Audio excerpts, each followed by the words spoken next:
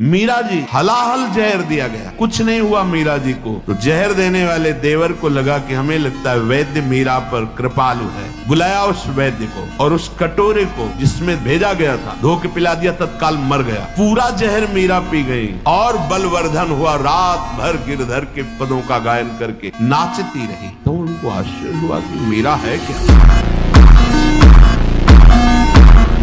अब देखो इसमें लिखा है, वीर ही हृदय को पुष्ट तथा कर्तव्यशील बनाता है। वीर से ही सर्वांग में जीवनी शक्ति संचालित होती है। वीर से ही मस्तिष्क शांत और विचार शक्ति संपन्न रहता है। वीर से ही निर्भयता आती है। वीर से स्वतंत्रता आती है। वीरवान साहसी होता है। दुर्गुण दुराचार्य भाग जाते हैं जो ब्रह्मचर्य रहते हैं।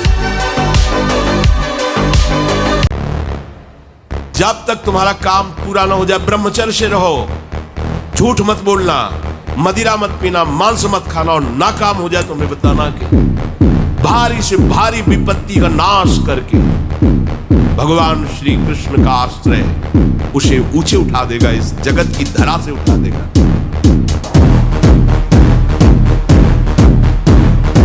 भूल हो गई, गलती हो गई अभी तक, आज से निश्चय करो। हमारे लिए तो प्रतिदिन नया जन्म है। आज हमारा नया जन्म समझो। सत्संग सुना तो सत्संग में हमारे नए जन्म का प्रादुर्भाव हुआ। अभी तक जो हमारी गंदगी थी पीछे के जन्म हम भूल जाते हैं। आज से इसी क्षण से हम नया जीवन अपना बनाते हैं, अध्यात्म मार्ग का जीवन बनाते हैं और ऐसा निश्चय करते हैं जो टूटे न। निश्चय में बहुत बड़ी सिद्धि है। आप मांस मत खाओ, मछली मत खाओ तो कहते हैं हम बलहीन हो जाएंगे, तो इससे प्रमाण मिलेगा। लेकिन अगर आप ब्रह्मचर्य से हो, अध्यात्म में चलते हो, पवित्र आचरण करते हो, तो आप अपने से डबल वजन वाले को पटक सकते हो, क्योंकि आप में अध्यात्म बल है ना। हाँ, बहुत अच्छा लगा।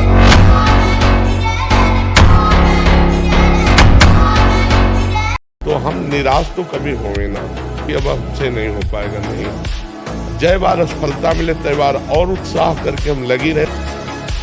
वाणी का ब्रह्मचर्य व्यर्थ का बकवास नहीं, भगवत चिंतन हितकर मधुकर वाणी। नेत्रेंद्रिय का ब्रह्मचर्य सब में भगवत भाव देखना, कहीं कोई काम आदि की चेष्टा को ना देखना। श्रवणेंद्रिय का भगवत चर्चा सुनना, शास्त्र चर्चा सुनना, व्यर्थ की बातें ना सुनना। ऐसे हर इंद्रिय का ब्रह्मचर्य हो जाएगा तो ब्रह्मचर्य का मतलब ब्रह्म में ही स्थित महापुरुष। सच्चा ब्रह्मचर्य का स्वरूप है ब्रह्म में स्थित महापुरुष, तो वहां पहुंचा देगा।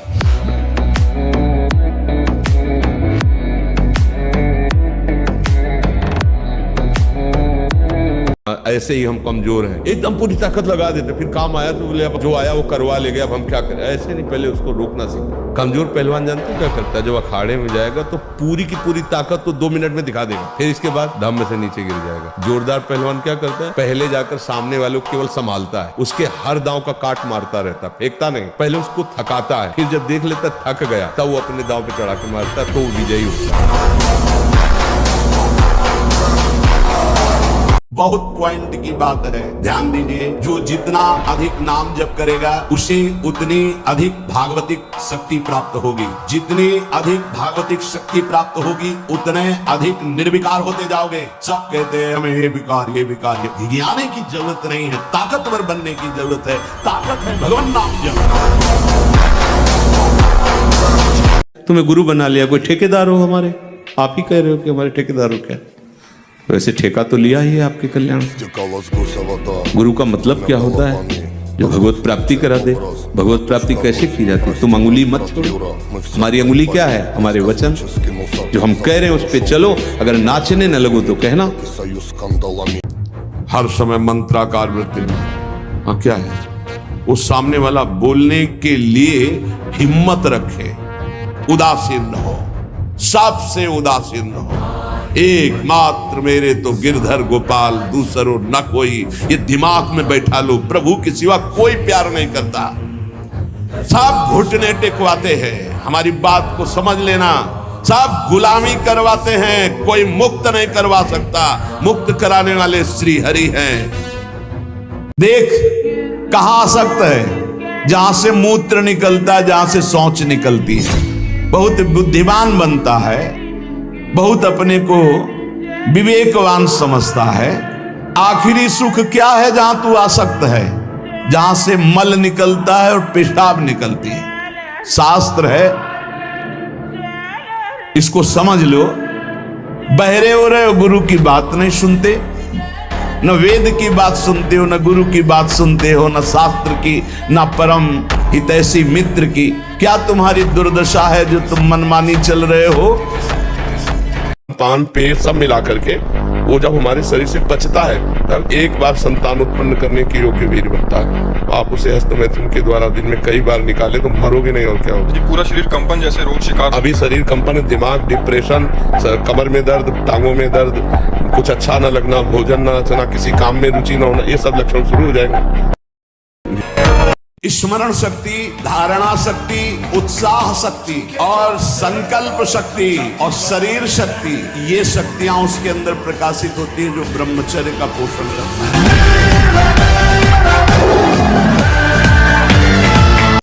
हमारा मन आया, हम आए, हमारा मन आया, नहीं आए, तुम्हें गुरु बना लिया, कोई ठेकेदार हो हमारे, आप ही कह रहे हो कि हमारे ठेकेदार हो क्या? वैसे ठेका तो लिया ही है आपके कल्याण का। गुरु का मतलब क्या होता है? जो भगवत प्राप्ति करा दे। भगवत प्राप्ति कैसे की जाती? तुम अंगुली मत छोड़ो। हमारी अंगुली क्या है? हमारे वचन, जो हम कह रहे हैं उस पे चलो। अगर नाचने न लगो तो कहना, नियम ले लो कि कभी भी नाम और वाणी से खाली नहीं रहेंगे। फिर देखो क्या होता है, फिर देखो ना, खुद देखो। ऐसा समझ लो कि जीव एक राजा है और बुद्धि उसकी रानी है और मन उसका मंत्री है, और इस मंत्री ने चतुरता पूर्वक पूरे राजमहल को अपने अंडर में कर रखा है। जैसा ये चाहता है वैसा दस्तखत दोनों से करवा लेता है, और ब्रह्मचर्य का विमल प्रताप प्रकट होता है। वीरवान बलवान होता है, विद्वान होता है, तपस्वी होता है, मनस्वी होता है, त्यागी होता है, तत्व चिंतन परायण होता है। ब्रह्मचर्य में अलौकिक अमानुषिक शक्ति जागृत हो जाती है। अमानुषिक ऐसा कैसे हो सकता है? हो सकता है क्योंकि वो ब्रह्मचर्य है।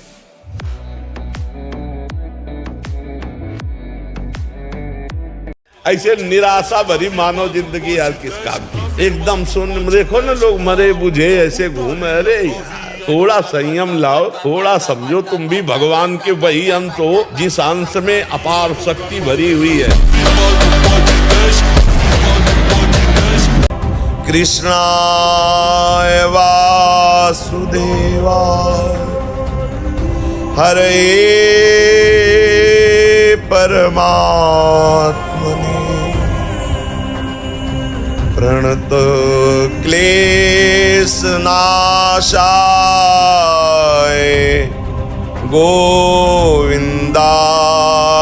नमो नमः।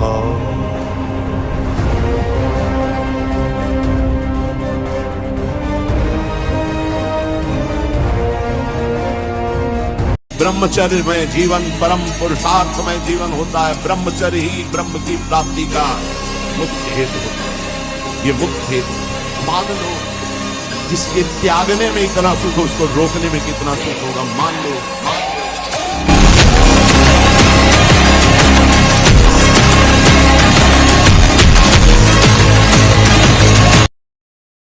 अपने चित्त को प्रभु के नाम रूप में लगाइए। भोगों का चिंतन ही ना हो तो कोई परेशानी नहीं भोग त्यागने में। भोग त्यागने में इसलिए परेशानी है कि हमारा भोग चिंतन मुझे चैन से नहीं रहने देता। अंदर से देखिए, कोई भी भोग क्रिया होने के पहले उस भोग में तदात्म होता है और चिंतन होता है। क्रिया बाद में होती है, सब कार्य पहले हो जाता है चिंतन के द्वारा। अब चिंतन के द्वारा उससे जो सुखानुभूति हो रही, अब वो क्रिया में सुखानुभूति प्राप्त करना चाहता वो है नहीं। फिर क्रिया के बाद फिर चिंतन, फिर क्रिया, फिर चिंतन, दुर्गति को प्राप्त हो जाता है। चिंतन बदल गया, फिर क्रियाओं का कोई महत्व नहीं।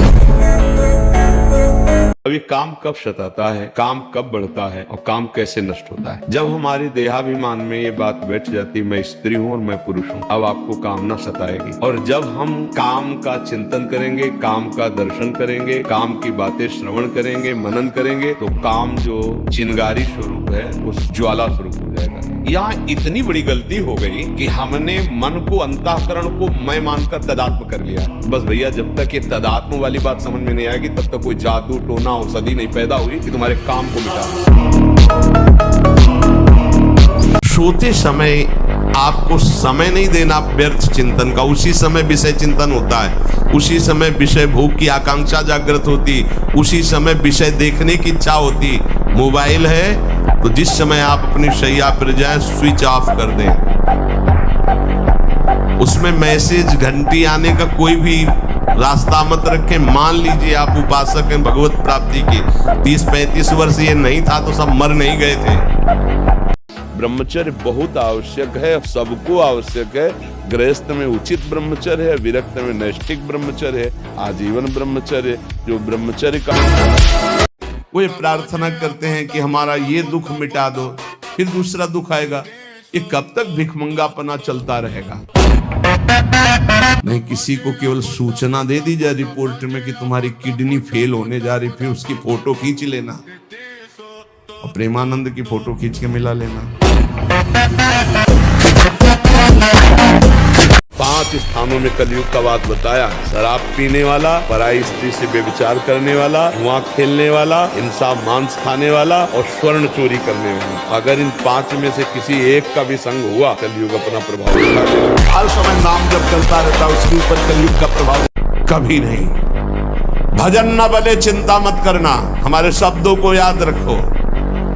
लेकिन कभी विषयी पुरुषों का संग नहीं, कभी विषय सेवन नहीं, कभी नीच वृत्ति का संग नहीं। न नीच वृत्ति का।